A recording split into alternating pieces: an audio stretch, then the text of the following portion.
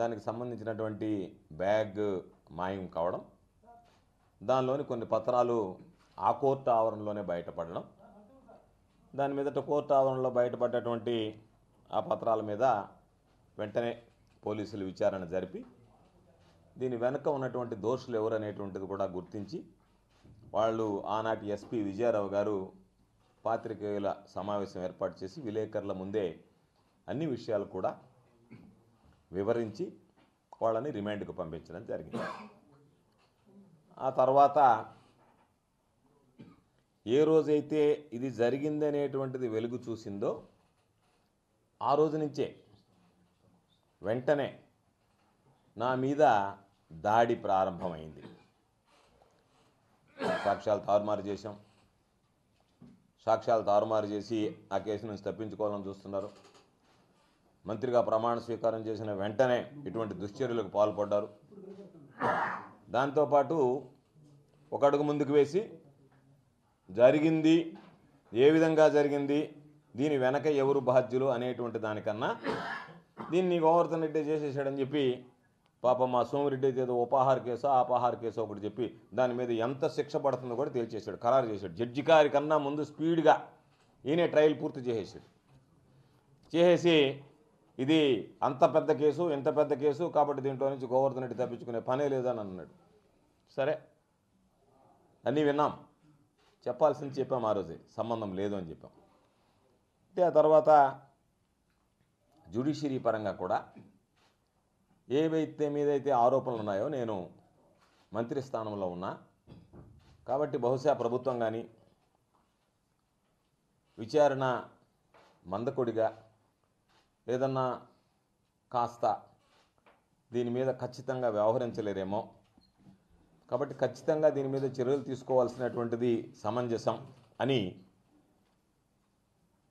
High court suo motu కింద ఈ కేసుని చేపట్టి దాని మీద విచారణకు స్వీకరించి అందరితో పాటు నాకు కూడా నోటీసులు జారీ చేయడం జరిగింది.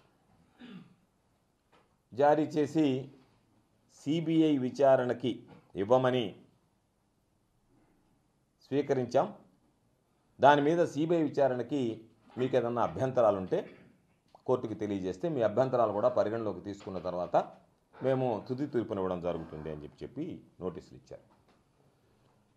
ఇచ్చిన వెంటనే చాలామంది ఊహించారు గోవర్ధన్ రెడ్డి దీన్ని ప్రతిఘటిస్తాడు, దీని మీద సిబిఐ ఎంక్వైరీ వద్దు అని చెప్పని అభ్యంతరం చెప్తారు, లేదంటే ఇంకా పై న్యాయస్థానానికి వెళ్తారు, దీని మీద స్టేలు తెచ్చుకుంటారు అనేటువంటి రకరకాలైనటువంటి ఊహాగానాలు ఉన్నటువంటి నేపథ్యంలో హైకోర్టు ఇచ్చినటువంటి నోటీస్ ఇచ్చిన రోజే, ఏ రోజైతే హైకోర్టు నోటీస్ ఇచ్చి మమ్మల్ని ఒక వారానికి ఆ కేసు వాయిదా వేసి మీ స్టాండ్ ఏందో చెప్పండి అని చెప్పని కోరిందో వెంటనే మా అడ్వకేట్ వెళ్ళి నా తరఫున మేము సిబిఐ విచారణకు సిద్ధంగా ఉన్నాము అని చెప్పి ఒకే ఒక మాట చెప్పడం జరిగింది.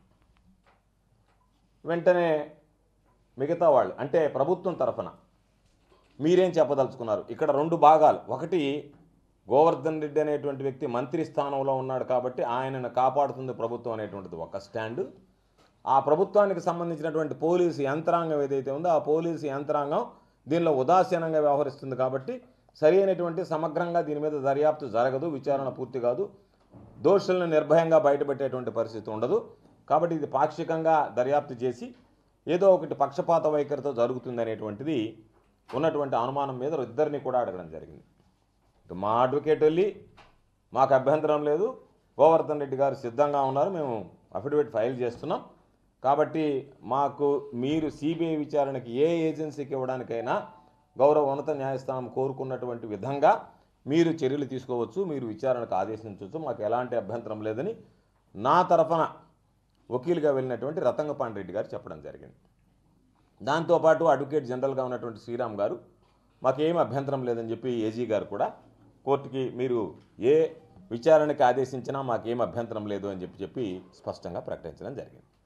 దాని మీద హైకోర్టు ఇంకొక మాట అన్నది, విచారణని ఈ ఒక్క దొంగతనానికే పరిమితం చేయమంటారా, లేదనుకుంటే ఈ కేసుకు సంబంధించినటువంటి పూర్వాపరాల మీద కూడా విచారణ జరిపించమంటారా అని మౌఖికంగా అడగడం జరిగింది ఆ రోజు ఉన్నటువంటి ఉన్నత న్యాయస్థానంలో ఉన్నటువంటి న్యాయమూర్తులు.